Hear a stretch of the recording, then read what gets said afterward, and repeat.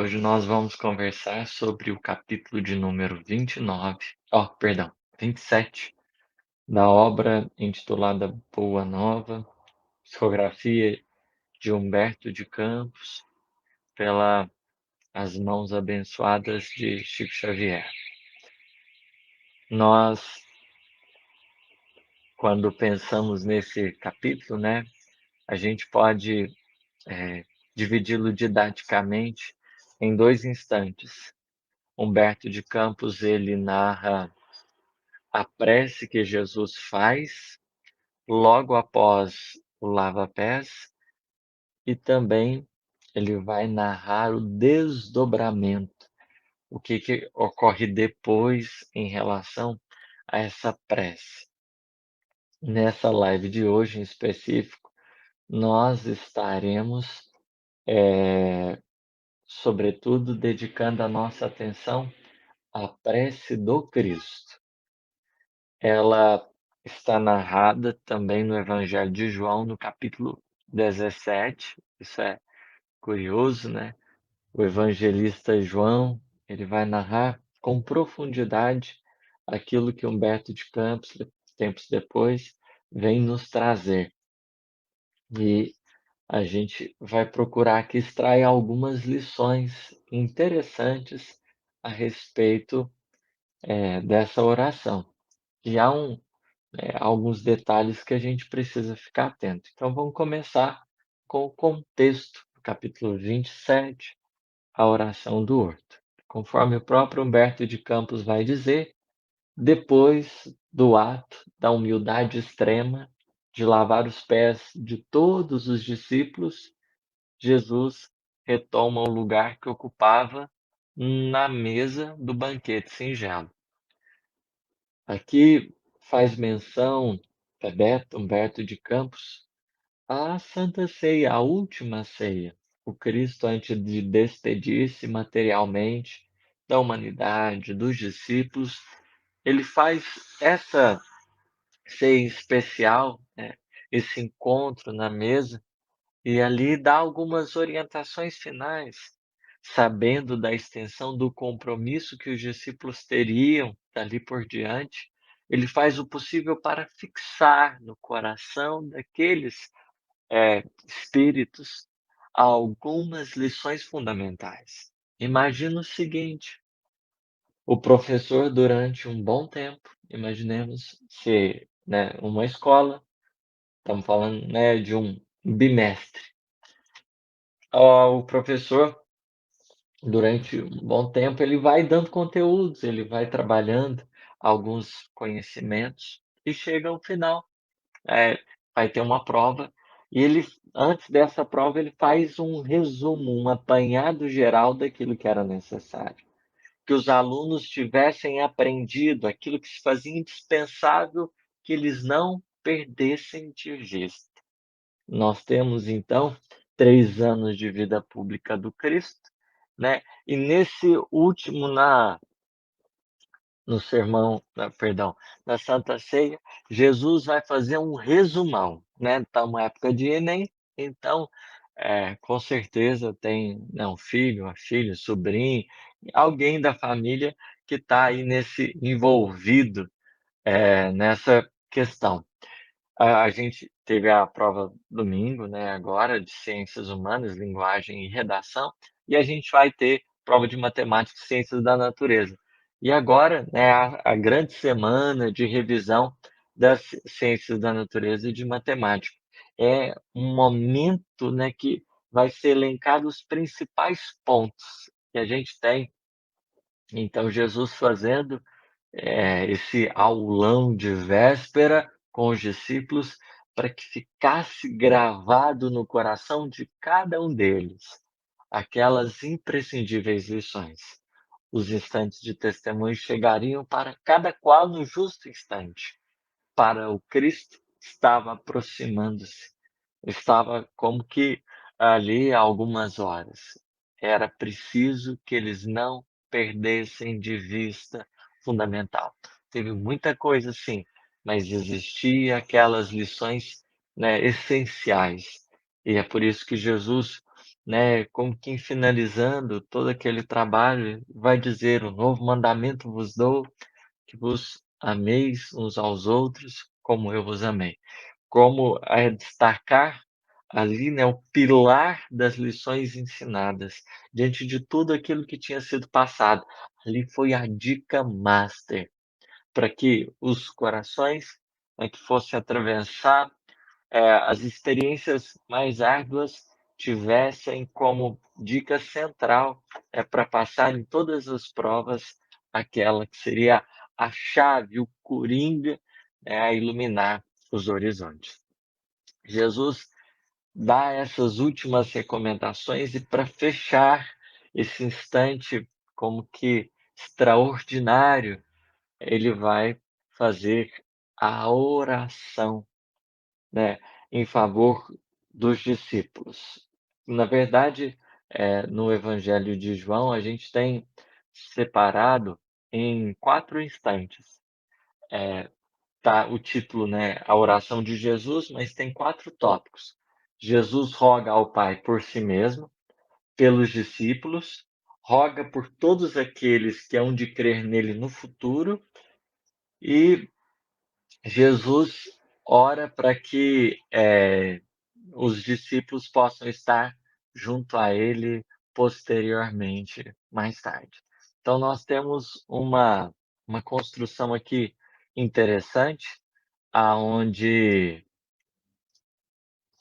Humberto de Campos, ele vai nos ajudar a entender melhor essa experiência vivida por Jesus. Se algum instante meu áudio der um probleminha, vocês me avisem, né, que eu tento consertar aqui. Mas eu creio que até agora está tudo bem. Vou só tomar uma aguinha. Pois bem, contextualizado a passagem, né, o final da vida do Cristo, vamos entender melhor essa oração, essa prece que o Cristo faz, que nasce do coração dele. Existe um detalhe, né, só para a gente pontuar, é que dentro do Evangelho nós temos, sobretudo, duas orações principais que Jesus faz. Uma é intitulada a oração dominical, a oração do Pai Nosso, e outra, né, é essa daqui que a gente vai estudar hoje. Na oração do Pai Nosso, Jesus, ele nos ensina a orar a partir de um pedido de Mateus. Ele, ali naquele instante, oferece à humanidade, não só aos discípulos, mais um modo de orar. Então ele pensa na nossa condição, na nossa posição evolutiva, como que seria uma prece, como que poderia traduzir esses anseios de conexão com o Altíssimo. Aqui, nessa oração, no entanto, nós temos algo diferente, porque é uma oração que o Cristo faz por Ele mesmo a Deus. É uma oração que nasce do coração dele, em que o objetivo magnânimo que ele tem não é ensinar-nos, vamos dizer assim, diretamente, mas indiretamente. Por quê? E aqui esse detalhe também é importante. Dentro do Evangelho, o que a gente viu Jesus fazer, ele fez em nosso favor, como um professor que pedagogicamente exemplifica, didaticamente trabalha um conteúdo exemplificando, ensinando como que se faz. O professor, ele está dentro de um conjunto de discussões que estão além do que ele ensina para o aluno, mas entendendo com quem ele está lidando, ele vai direcionando. Aqui nós temos a liberdade do Cristo na prece. Aqui é o coração dele a expressar-se e que indiretamente vai nos ensinar muito, porque essa prece Jesus faz na hora do testemunho. Então, se a gente puder, né, dar um título para ela, né, a prece no testemunho, que é a oração que a gente faz, né, com o desejo, claro que está dentro a prece em si no seu significado mais expressivo, ela está dentro de uma sublimidade, talvez ainda seja inalcançável, porque o grande teor dela, eh, seja ainda para nós desconhecido em sua essência, mas já nos oferece diretriz. Jesus pede por si, né, como um professor ali, a nos ensinar, quando a gente vai viver a hora difícil, a gente pede em nosso favor, a gente pede pelas pessoas que a gente ama, né, por esses corações que estarão, de alguma forma, sendo afetados pela nossa vida. E a partir disso, né, a gente entrega, né, os nossos destinos e a nossa alma.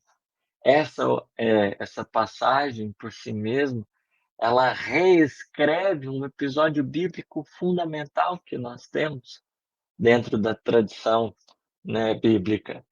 Porque imaginemos, nós temos Adão e Eva, essas 2 personagens da narrativa mítica sendo trabalhadas ali em Gênesis, essas 2 figuras, elas são postas, né, personagens que nos trazem algumas lições. E justamente no jardim, eh, poderíamos dizer, esses corações, diante do testemunho de fidelidade, eles abandonam, né, essa confiança legítima no todo misericordioso. E acabam por escolher um projeto, né, pessoal, um projeto pessoal. Acabam ouvindo a serpente, essa, vamos dizer assim, a representação, né, dessa lei do menor esforço, a representação ainda, né, das tendências menos dignas, desses equívocos, da ignorância, da ilusão. Adão e Eva, né, na simbologia traçada, eles acabam descumprindo as determinações divinas e acabam escolhendo, né, confiar mais em si mesmos do que em Deus. Na prece do Cristo, a gente tem uma reescrita dessa relação com a divindade, de tal modo vai dizer que o Cristo é um novo Adão, é um novo projeto adâmico, é um novo projeto para a humanidade. Se a gente tem um modelo que deu errado, né, a postura inadequada que deu errado, na presença do Cristo a gente já tem diferente, né. É o coração que conseguiu sustentar a chama do ideal. E claro, bem sabemos pelas linhas da doutrina espírita que não haveria, né, chances alguma do Cristo falhar, em algum instante demonstrar animalidade, enfim, é uma partida, né, o jogo já estava ganho, Jesus apenas viveu. A crucificação não representa, né, como que a derrota dele, mas antes, né, a inteireza da vitória real, porque, acima de tudo, o Cristo não compactuou com o mal, instante algum, com a ilusão e com a ignorância. Foi ele fiel ao ideal do amor e do bem a todos os corações que havia se comprometido a ajudar. Então a cruz, ela representa, né, esse momento, né, a prova sublime que Jesus já não precisava ter passado, mas a viveu em nosso favor para que tivéssemos roteiro seguro, né, para os nossos testemunhos, para os nossos instantes difíceis, porque a cruz é o instante que, né, simbolicamente, nós temos a lição mais desafiadora para o espírito, que é a lição também que marca realmente a a a desconexão com essas tendências mais animalescas, rumo, né, aos anseios mais divinos e espirituais. A cruz é a lição, né, a gente lidando com a ingratidão, a gente lidando com, eh, a indiferença, nós lidando com a queda, a traição, é quando você entrega o seu melhor na presença do mal, na presença de todas essas possibilidades aí mais difíceis no campo dos relacionamentos.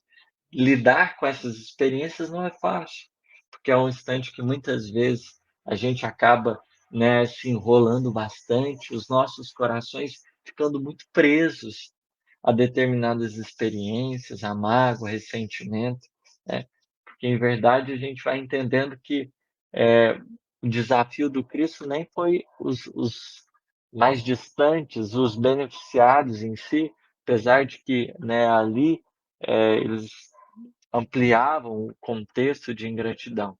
Mas, nós temos, sobretudo, os corações mais queridos, os mais pertos, tomando essa postura um tanto que equivocada. Então, aqui fica para a gente, né, uma lição preciosa.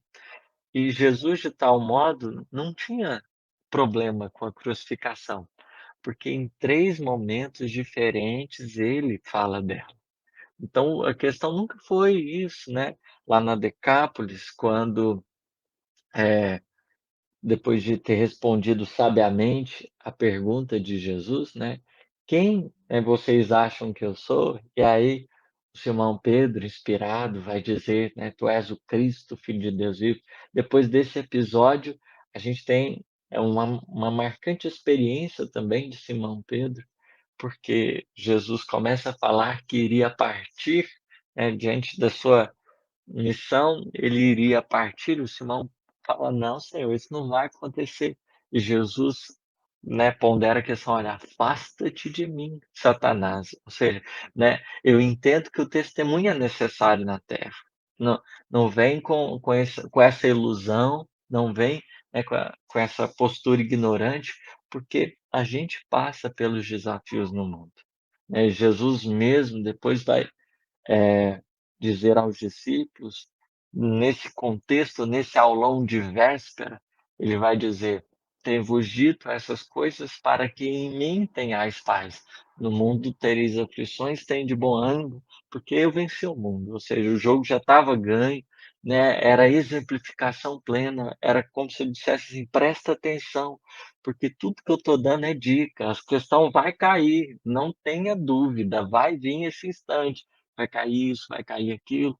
Os conteúdos da vida nos chamarão ao ao exercício, mas calma, né. Durante esse tempo que eu estive com você, a gente trabalhou conteúdo a conteúdo. Agora é viver a experiência. Agora é se permitir ser trabalhado pela experiência. Jesus estava ciente disso. Não era para ele, né, imaginemos, um espírito da envergadura dele, que tinha morrido, morreu e renasceu várias vezes, a compreensão plena, integral da lei divina era perfeita. Estava lúcido na carne, a matéria já não mais, né, impunha paixões nem nada, não tinha medo. O Cristo estava consciente daquilo que viria, mas como um cuidadoso professor, ele vai tecendo esse caminho igualmente em favor dos nossos corações. Avisou os discípulos, e nessa oração a gente percebe essa sensibilidade do mestre. É o Cristo afetivo, que a gente precisa sempre resgatar, né, com a preciosidade dos nossos sentimentos, porque a gente observa Jesus atento, né, a como nós ficaríamos. O problema não era a situação dele, a dele estava resolvida, e muito bem tranquila. Agora era nós. O professor diante do aluno que vê ele lá ansioso e tudo mais, isso, e tem cuidado por ele, porque imaginemos, é o que o filho precisa fazer, o pai, a mãe não dá conta de realizar. Não pode, né. A gente tem o nosso processo e é natural que as coisas aconteçam. Na hora do testemunho, a gente precisa, no entanto, né, preparar-se adequadamente, né. E é por isso que a gente vai começar a ver agora alguns trechinhos dessa prece. Eu gostaria que a gente sentisse, né, estivéssemos abertos a sentir a preciosidade dessa oração, o quanto de amor e verdade existe nela. Jesus começa assim: "Pai santo, Eis que é chegada a minha hora. Observemos o primeiro detalhe, né, eis que é chegado a minha hora. Jesus entendia que naquele momento, ao encarnar, estaria sujeito à desencarnação. Esse não burlaria as leis, porque todos os espíritos que encarnam estão submetidos a essas leis, né, não terão eles, quem quer que seja, privilégio. Jesus escolheu tomar a forma de humano, viver o processo humano e, portanto, do início ao fim, né, ele tinha disposto a viver essas experiências. E é por isso que ele diz: "É chegada a minha hora". Vou passar, né, pelo o trânsito entre, né, a vida material, a vida espiritual. É chegada a hora, né, de viver essas lições, esse contexto em que, de certo modo, eh, aqueles corações que eu quis o bem, que eu fiz de tudo para auxiliar, eu fiz inteiramente aquilo que foi possível dentro dos limites da lei divina? Sim. O que eu podia fazer, eu fiz. É chegado a hora de respeitar o tempo, de entender o momento deles. Então, esse é chegado a minha hora, ele é carregado de sentidos, porque, né, não imaginemos um Jesus preocupado com a desencarnação, mas um Cristo disposto a vivenciar essas lições naturais da ordem humana. E aí ele diz: "É chegada a minha hora". Apresentação ao testemunho. Primeira lição que ele nos deixa, porque a gente, né, querendo ou não, por mais que a gente conviva com pessoas que a gente ama, às vezes chega um instante que elas falham. Às vezes chega um momento, a gente não queria, mas o corpo adoece. A gente chega um momento, vive uma aprovação familiar, uma aprovação financeira. Nem sempre, a questão é porque a gente fez alguma coisa e está espiando, o aluno vai para a escola, ele tem conteúdo, não é porque ele é ruim, mas porque ele está ali para aprender e a gente está na sala de aula da vida. Vai chegar o instante da prova, e aí cabe ao coração essa disposição, essa entrega, que Maria, de tal maneira, né, ensina-nos: "Faça-se em mim conforme a tua vontade".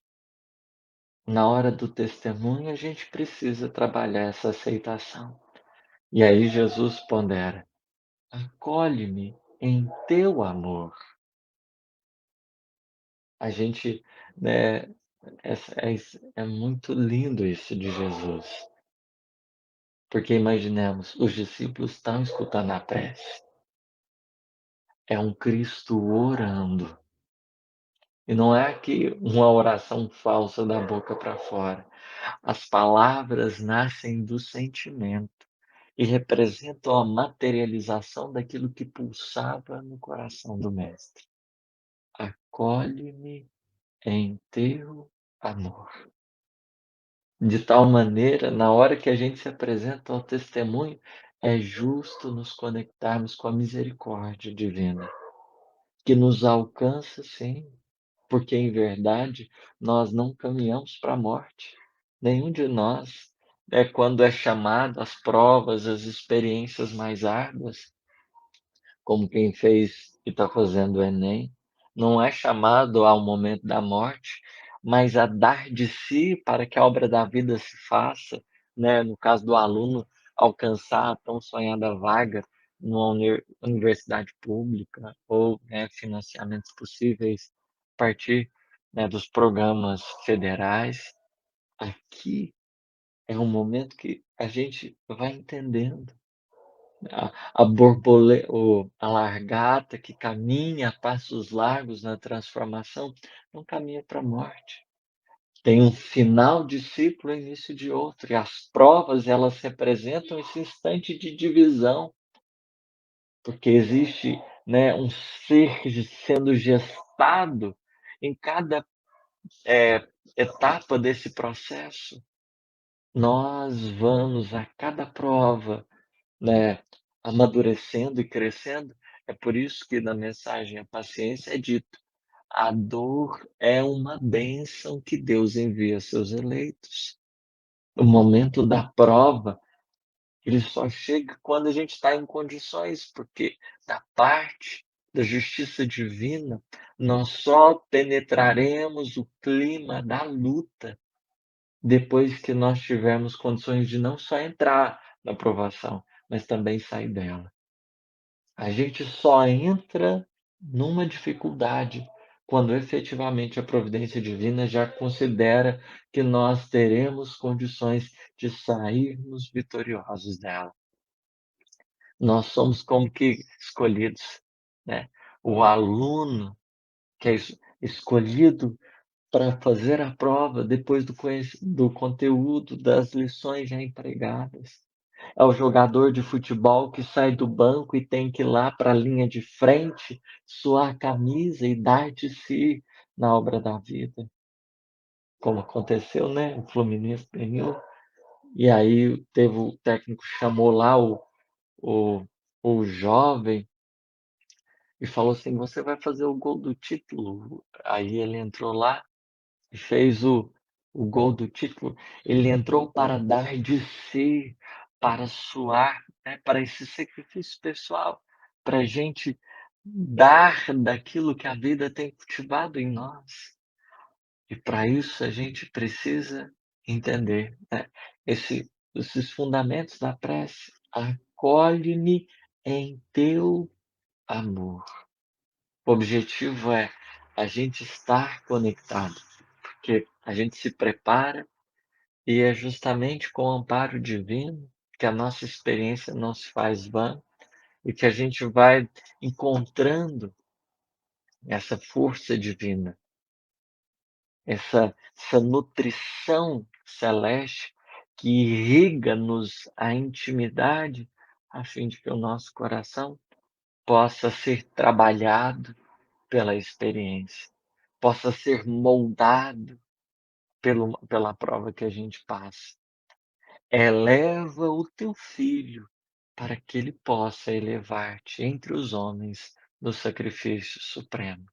É como se Jesus estivesse rogando assim: olha, fortaleça-me, Senhor, que diante, né, desse testemunho, que outros possam reconhecer o caminho da vida, que passa muitas vezes pelas pedras, mas que estende-se ao infinito.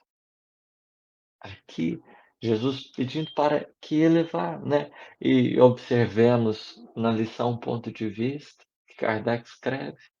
Ele diz que a depender do ponto que a gente enxerga, e aí ele vai falar da contribuição do Espiritismo, a gente se eleva para enxergar melhor a experiência que a gente passa, a fim de que a nossa maneira de enxergar nos habilite a viver diferente o momento que a gente está passando.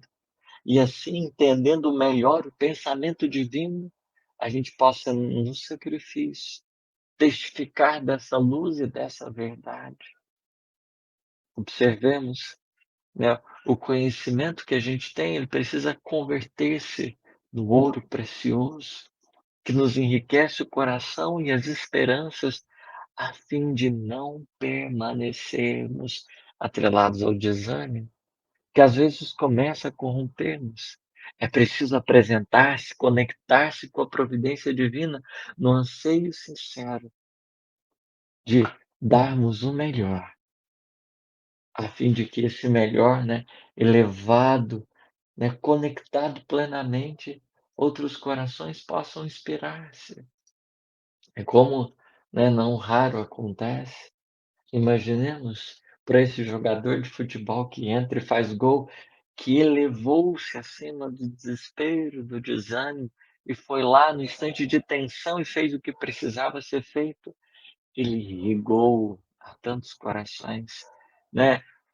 Tantos jovens que olham ali, né, e sentem que são capazes também, como alguém que passa na universidade, depois de uma maratona de estudo, entra na universidade e vai lá, né, inspira outros. Os testemunhos do Cristo nutriram, irrigaram a humanidade planetária, que foi alimentada por esse amor genuíno, porque Jesus na cruz é a exemplificação do amor sem interesse, da caridade desinteressada, é a exemplificação de que não estavas conosco porque até então o admirávamos ou enaltecíamos em suas capacidades, mas porque ele tinha um compromisso com a comunidade de espíritos que haviam lhe sido confiados.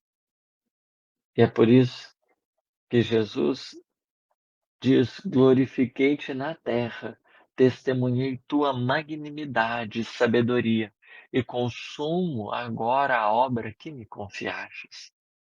O que precisava ser feito é como o professor, né, chegando para a coordenação pedagógica ou para a diretoria e falando: olha, o que precisava ser feito, eu fiz. O, tudo que precisava ter sido dado, o planejamento que tinha sido estabelecido, sim, foi feito. E no Evangelho, ainda hoje, a vida pulsa de maneira soberana, porque todos nós que temos procurado acolher no coração a mensagem divina, temos encontrado, né, essa claridade benfazeja que nos auxilia na hora extrema, no momento difícil, dar a outra face. Quantas vezes não tem sido essa lição simples, a chave preciosa para as questões que às vezes a gente vive, porque a gente, né, vai se complicando no mal, entendendo, não dá, é gambiarra, não resolve. A gente é chamado a construir, então, esse curso celeste de vida em nossa própria trajetória. Tudo que poderia ter sido feito, né, dentro do que a gente se dispôs, porque imaginemos, numa turma, às vezes os alunos estão meio dispersos, né, são turmas e mais turmas, e a gente vê o Cristo nessa exemplificação, no detalhe, no cuidado. Nesse instante, pois, meu Pai, ampara-me com a luz que me destes, muito antes que esse mundo existisse. É aqui a gente percebe essa profunda ligação do Cristo com a divindade. O Espírito puro, como os Espíritos vão nos ajudar a entender, é um coração que, além do domínio pleno sobre a matéria, do desejo supremo do bem, é um espírito que está em perfeita harmonia com os desígnios do Criador. Não é um espírito que deixou de ter vontade, mas que amadureceu de tal forma que a sua vontade se unificou à divina, que entendeu a alegria, a felicidade de servir. Isso lhe pulsa no coração fortemente, porque está disposto a cultivar o melhor no outro coração. Jesus vai então fixando o olhar sobre a comunidade dos discípulos, que acompanhavam todos magnetizados. Ali, imaginemos a vibração. Não era uma vibração melancólica, porque, em verdade, a grande promessa de que ele estaria conosco até a consumação dos séculos, ela foi acompanhada da sublimidade também da fala. Na casa de meu pai há muitas moradas. Eu vou vos preparar lugar, para que aonde eu esteja, vós estejais também. O desejo do Cristo é que a gente esteja com Ele, mas para que isso aconteça, Ele próprio vai dizer: "Eu sou o caminho, a verdade e a vida, não se vem ao Pai senão por mim". É o professor dizendo para o aluno: "Olha, presta atenção naquilo que eu te ensinei, porque a lei divina, é aquilo que os espíritos vão dizer, é a única verdadeira para a felicidade". Não distancia disso não. Simplicidade, humildade, honestidade, paciência, tolerância, generosidade são os valores que imperam no universo. Não é coisa da Terra, é aquilo que constitui o funcionamento da alma. A gente fala de saúde mental, a gente fala de cuidado consigo mesmo, sem compreensão da virtude não existe estabilidade íntima, porque em verdade é um movimento virtuoso que produz saúde. É um movimento virtuoso que produz estabilidade íntima. A alma tem um funcionamento. E Jesus, de maneira muito singela, veio mostrar as bases dessa felicidade. E é por isso que ele continua: "Manifestei o teu nome aos meus amigos que me destes. Eram teus e tu nos confiastes, para que recebessem a tua palavra de sabedoria e de amor". O Cristo representa a grande mensagem, né, conforme João vai dizer: "No princípio era o Verbo, e esse Verbo se fez carne". É a ideia divina que esteve entre nós. É o pensamento de Deus que estava materializado em cada passo, em cada esforço que o Cristo estava fazendo em nosso favor. Todos eles sabem agora que tudo quanto lhes dei provém de ti, e nele havia vida, e a vida era a luz dos homens. Nesse instante supremo, Pai, não rogo pelo mundo, que é obra tua, e cuja perfeição se verificará algum dia, porque está nos teus desígnios insondáveis. Mas peço-te particularmente por eles, pelos que me confiastes, tendo em vista o esforço a que os obrigará o Evangelho, que ficará no mundo sobre os seus ombros generosos. O cuidado de Jesus é algo extraordinário. Sabia ele, né, que a sua condição o solicitaria voltar. Os discípulos permaneceriam ainda por um tempo. Eles seriam os responsáveis pela continuidade da tarefa. Imagina Jesus orando em seu favor. Se a gente poderia ficar muito satisfeito se o Chico fizesse uma prece em nosso favor, se do coração dele nascesse uma prece em nosso favor, porque de um coração que ama existe sensibilidade, de um coração que ama existe inteireza, de um coração que ama existe presença. A prece do Cristo era a presença dele, mais estreita, como a deixar rastros no nosso psiquismo, nessa mensagem que atravessaria o tempo. Jesus pedia por aqueles mais diretos. É o professor que olha a turma e fala assim: "Eu sei que tem alguns que, de certa forma, estão mais preparados, se dispuseram melhor.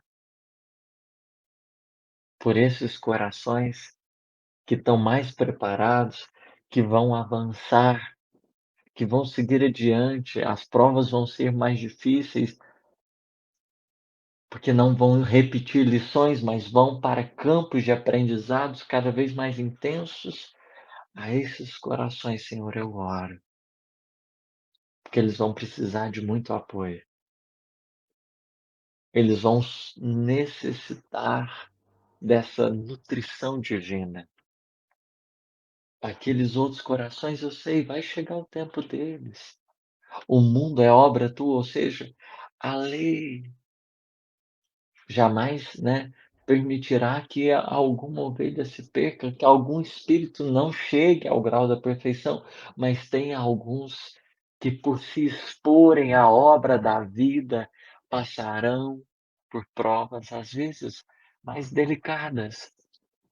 E a gente observa que aqueles que abraçaram os testemunhos do bem ainda hoje, são aqueles que muitas vezes têm uma vidinha mais apertada, não são os mais privilegiados materialmente, não são aqueles que tudo dá certo, porque a gente às vezes cria uma expectativa, né, vai dar tudo certo aqui a partir de hoje. Não, mas são aqueles que, diante dos problemas e dificuldades, assumiram um compromisso com o bem,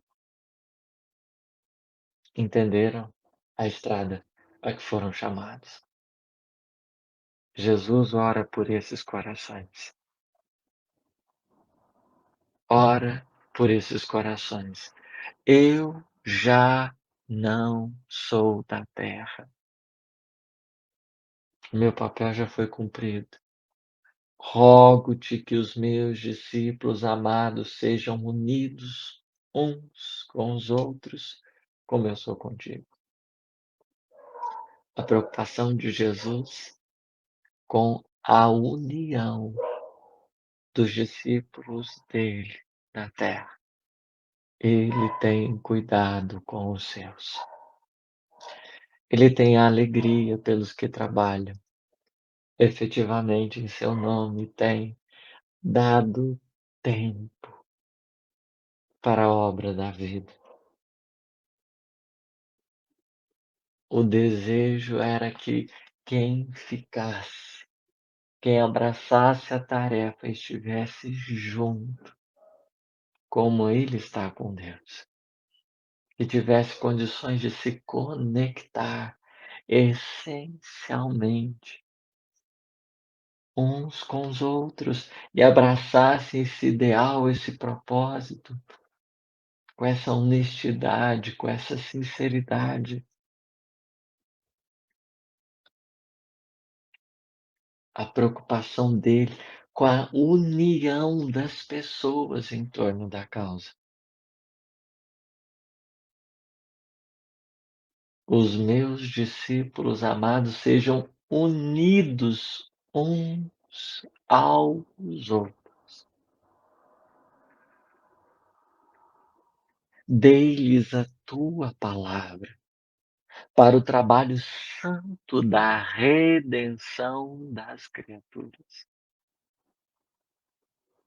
Que, pois, eles compreendam que nessa tarefa grandiosa, o maior testemunho é o do nosso próprio sacrifício pela tua causa, compreendendo que estão nesse mundo sem pertencerem às ilusórias convenções,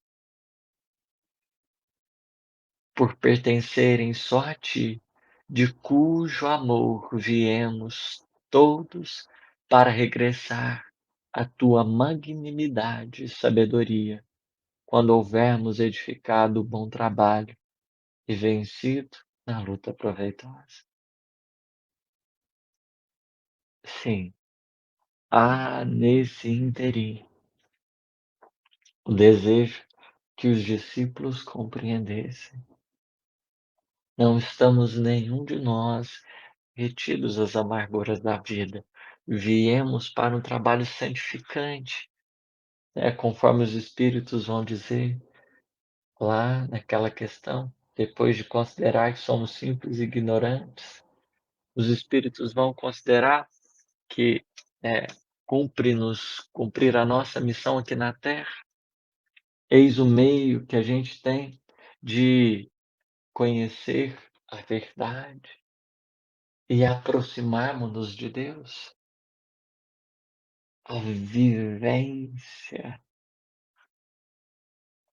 Jesus entregou-nos esse farol para que ele iluminasse os nossos passos e a gente pudesse também, aonde a gente estivesse, brilha a vossa luz.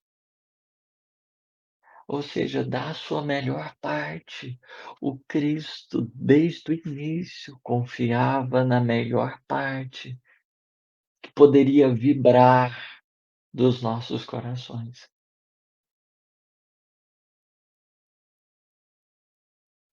É por isso que ele diz: o maior testemunho é do nosso próprio sacrifício.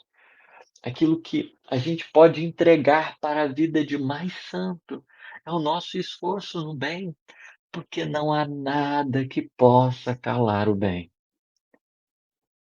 O mal pode até berrar, mas o bem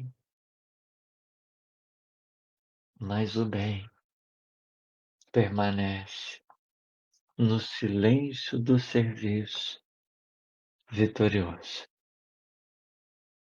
Porque toda agitação, como toda ilusão, ela se esvai e a verdade triunfante permanece em silêncio a pacificar os nossos corações.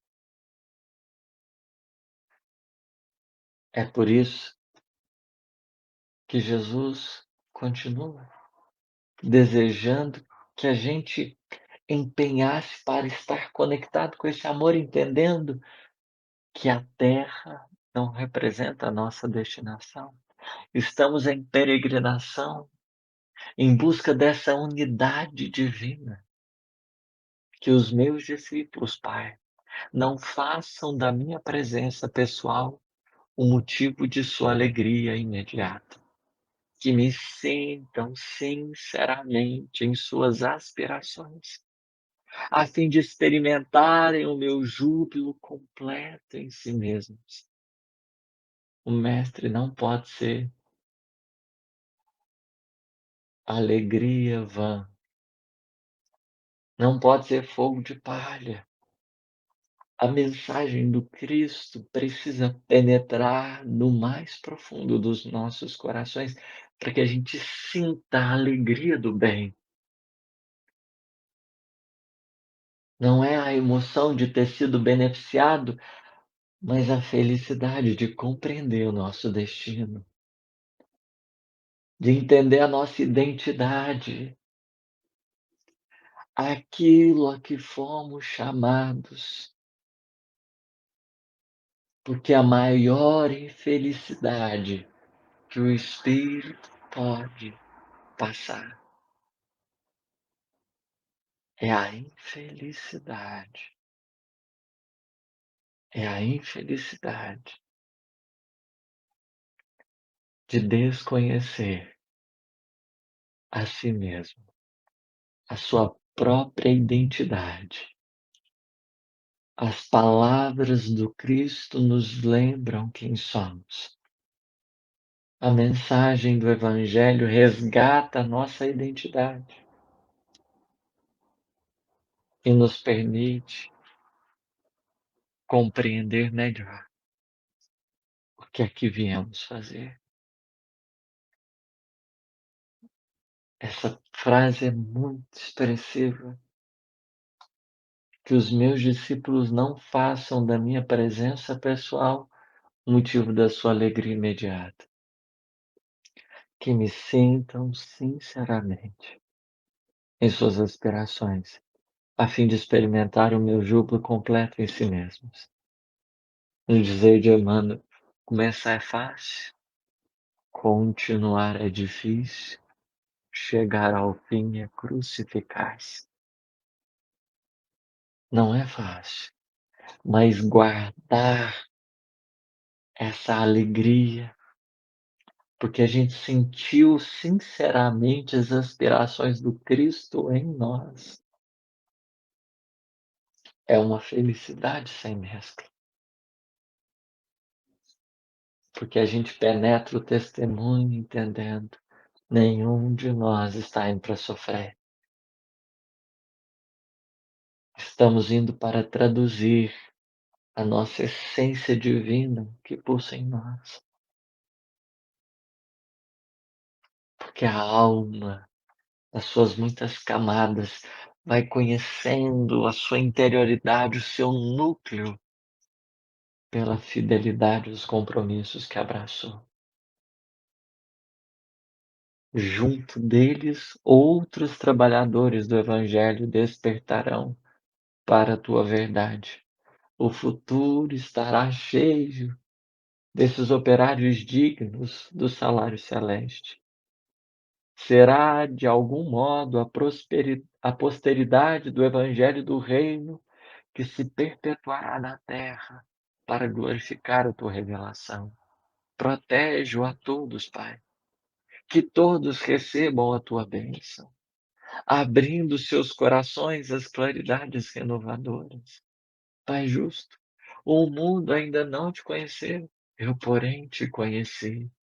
E lhe fiz conhecer o teu nome, a tua bondade infinita, para que o amor com que tens me amado esteja neles e eu neles esteja.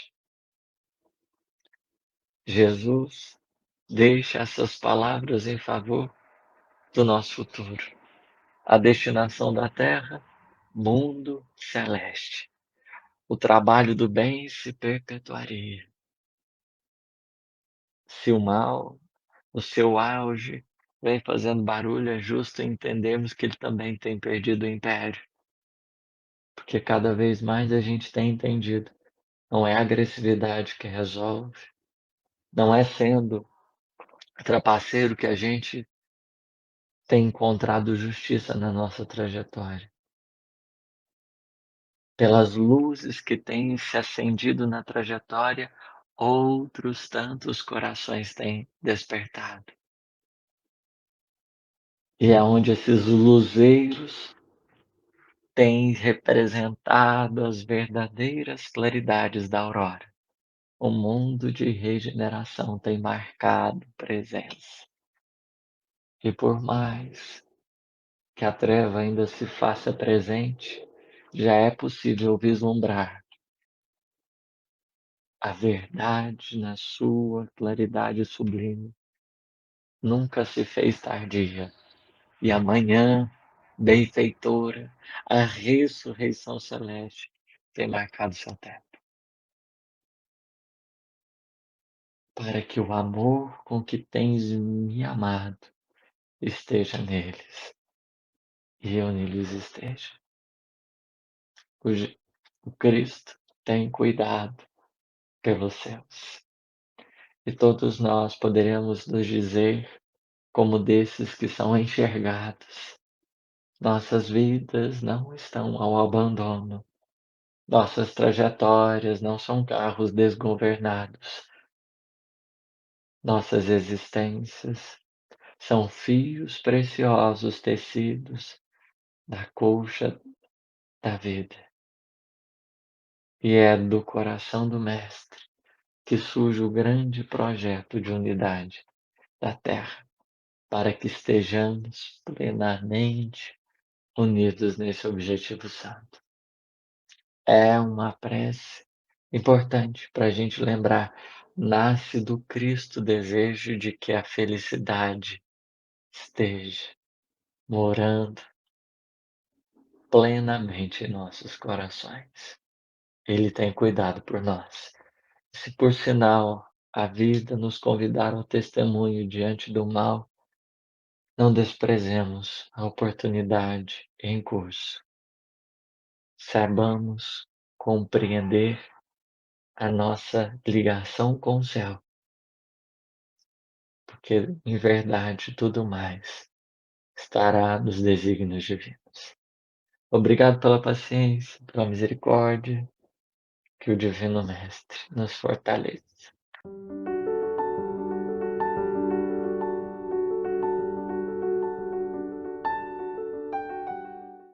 Sabe, mestre, a gente fica até bobo de pensar na extensão do amor que guardavas e ainda cultivas por toda a humanidade, porque nem mesmo a extensão do mal, da ingratidão, nem mesmo a traição foi suficiente para que abandonastes o desejo de estar conosco e de nos convidar para estarmos com Deus. Já são passados quase 2000 anos e podemos observar na construção das nossas vidas que de encarnação a encarnação tem nos acompanhado e o quanto tem investido para que não durmamos, para que as ilusões e a ignorância não nos prendam. Diante disso, experiências, pessoas têm cruzado a nossa porta para que, cultivados nesse espírito de fraternidade, a gente nunca se esqueça. O grande objetivo da vida é nos unirmos diante da unidade em Deus. Eu sei que você trabalha, mestre. Eu gostaria de orar a Deus para que conserves no teu coração a disposição santa de nos ajudar. Reconhecemos que precisamos muito de Ti. Temos ainda tantas vezes apegado-nos à mágoa, ao ressentimento e ao ódio, e a gente não raro tem se envolvido em disputas de poder, batalhado contra as pessoas quando na verdade apenas nos pedistes que cuidássemos uns dos outros, que apacentássemos aqueles que estão à nossa volta. Senhor, obrigado. Obrigado por não desistir desse propósito de conduzir a comunidade planetária ao mundo celeste e por velar pelos nossos destinos para que nós estejamos cada vez mais cientes disso. Eu peço a Deus que te conforte nas lutas e nos testemunhos que vives dia e noite conosco. Conta com a gente também. Nos permita ser útil ao teu coração, construindo na terra uma trajetória mais linda. Confias em nossos corações para que distribuamos as vossas bênçãos que tantas vezes já nos felicitaram a vida, que possamos ser mais humanos com aqueles que estão à nossa volta, que a gente possa revelar-te como revelastes a Deus a nós,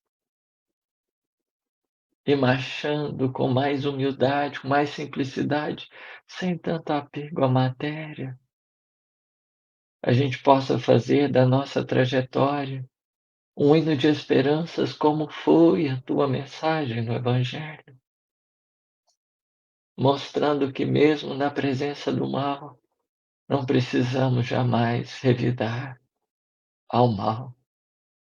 É possível ser fiel ao amor, fiel à verdade e esperar o tempo que dissolve a perversidade, que ergue os corações na busca da luz.